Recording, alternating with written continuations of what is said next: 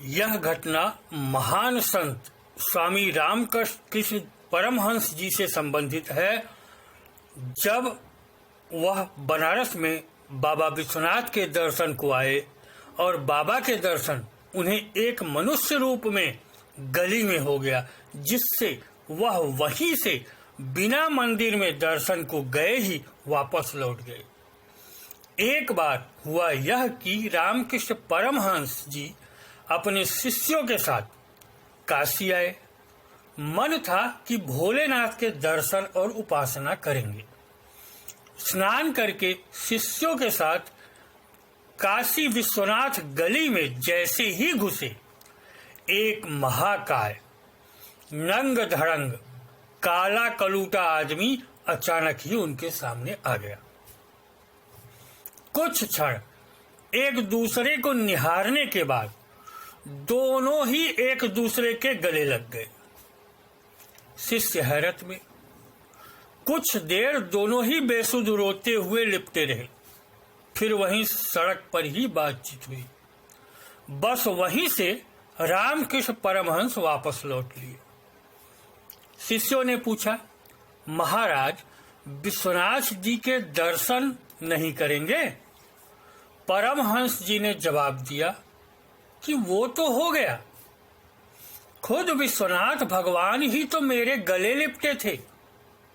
जो दिगंबर साधु मिले थे वही तो बाबा विश्वनाथ थे। यह दिगंबर साधु थे तैलंग स्वामी। वही तैलंग स्वामी जिन्होंने रामकृष्ण को देखते ही दोनों हाथ उठाकर उन्हें गले लगा लिया था और रामकृष्ण परमहंस को तैलंग स्वामी में ही साक्षात विश्वनाथ महादेव के दर्शन वहीं सड़क पर ही हो गए। परमहंस जी ने शिष्यों से कहा, एक पूर्ण काली भक्त के जितने लक्षण होते हैं मैंने तैलंग स्वामी के शरीर में उन सब लक्षणों को देखा है। पिछले 300 वर्षों में ऐसा कोई महात्मा नहीं हुआ। उस समय जब उनकी भेंट हुई तो दोनों संत ऐसे लिपट गए जैसे राम और भरत। भारत में ऐसे अनेक सिद्धू हुए हैं जिनमें साक्षात ईश्वर अवतरित हुआ है। अवतारी महापुरुषों की तो बात ही अलग है। इसके अतिरिक्त साधकों ने ईश्वर को खुद में लाकर खुद को अवतार बना लिया। जैसा कि हमने अपने पहले के वीडियो में बताया है कि अवतारों में ईश्वर एक निश्चित काल खंड के लिए विशेष प्रयोजन से आता है और उस प्रयोजन के बाद उन अवतारों के बहुत अधिक कार्य नहीं दिखते, किंतु जब साधक साधना से खुद में ईश्वर को अवतरित करता है तो उसके साथ ईश्वर जन्म पर्यंत रहता है।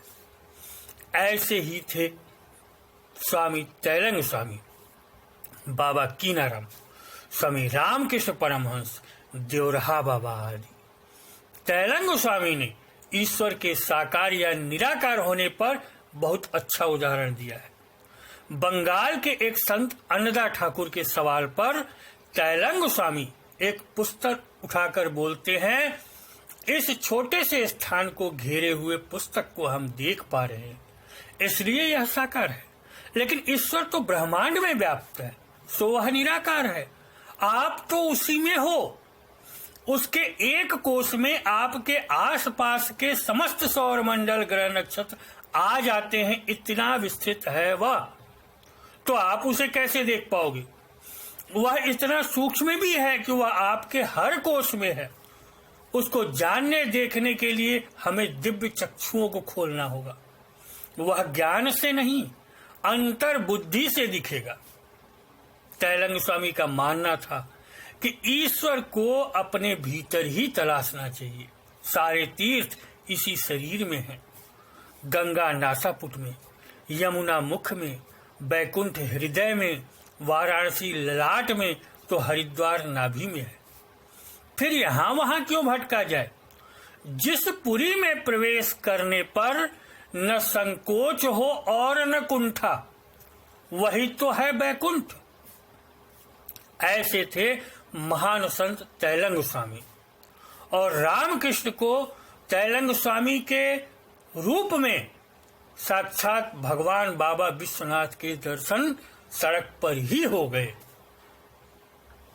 संतों की महान आत्माओं, महान पवित्र शरीरों में ईश्वर अवतरित होता है, यह एक प्रमाण है। इस वीडियो में इतना ही। अगले वीडियो में कुछ और जानकारियां देंगे। तब तक के लिए नमस्कार, धन्यवाद।